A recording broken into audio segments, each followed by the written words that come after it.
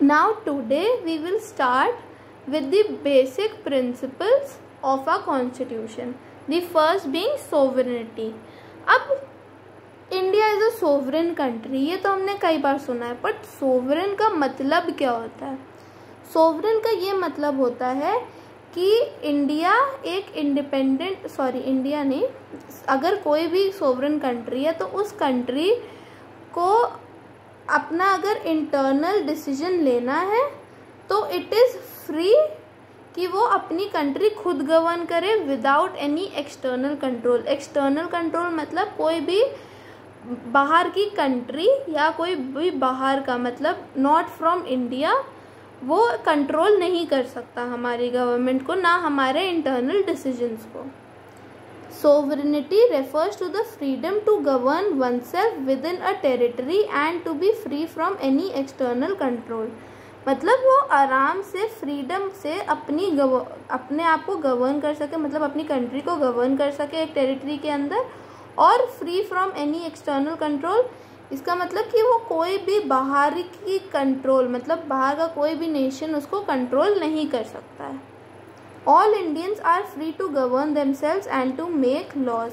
सारे Indians free हैं कि वो अपने आप को गवर्न कर सकें और लॉज बना सकें.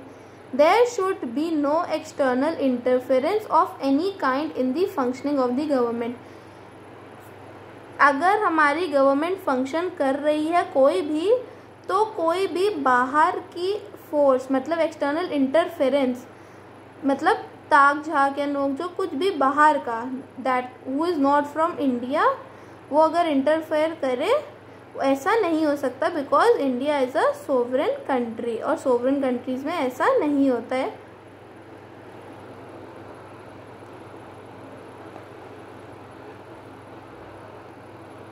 Now coming to socialism. अब सोशल हम लोग इससे रिलेट करेंगे सोशल इक्वालिटी से, कि every citizen should be equal and not be discriminated on any kind of like race, gender, anything. Indian constitution provide social equality to all it's citizens. अब constitution social equality provide करती है हर citizen को. Under social equality, everyone must have equal status and opportunities. मतलब कि social equality के अंदर हर कोई equal है, हर किसी को इक्वल स्टेटस और अपॉर्चुनिटी मिलनी चाहिए. Economic equality refers to equitable distribution of wealth and a decent standard of living for all. अब जो इकोनॉमिक इक्वालिटी है वो क्या है? इकोनॉमिक इक्वालिटी का मतलब होता है कि इक्वल डिस्ट्रीब्यूशन हो पैसे का, और and a decent standard of living for all. मतलब डिसेंट स्टैंडर्ड, कोई भी पॉवर्टी लाइन के नीचे ना हो, सबके पास एक डिसेंट स्टैंडर्ड हो जीने का. Now there is a great inequality in our society. Economic inequality बहुत है, कई लोग बहुत अमीर हैं और कई लोग बहुत गरीब हैं. तो there is a wide gap between the rich and the poor. Poverty prevents many people from receiving good education.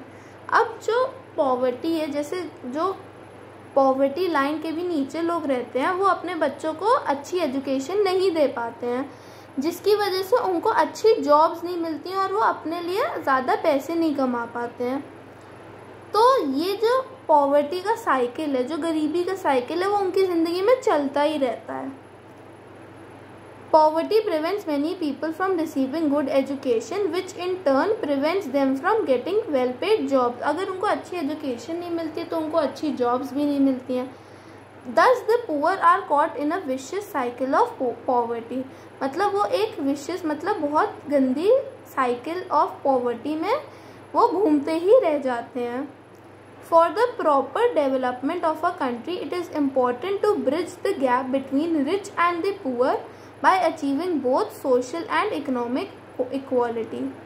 अब अगर हमें अपनी देश का डेवलपमेंट चाहिए तो हमें पुअर और रिच के बीच में जो गैप है उसमें एक ब्रिज बनाना पड़ेगा, मतलब एक उन दोनों को कनेक्ट करना पड़ेगा, और तभी हम अचीव कर सकते हैं सोशल और इकोनॉमिक इक्वालिटी।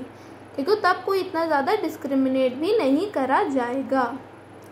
सो अभी तक हम सोवरेन, एक अगर कंट्री सोवरेन है उसका मतलब क्या है ये हमें पता है। अगर कोई कंट्री इज सोशलिज्म तो हमें पता है कि उसका मतलब क्या होता है।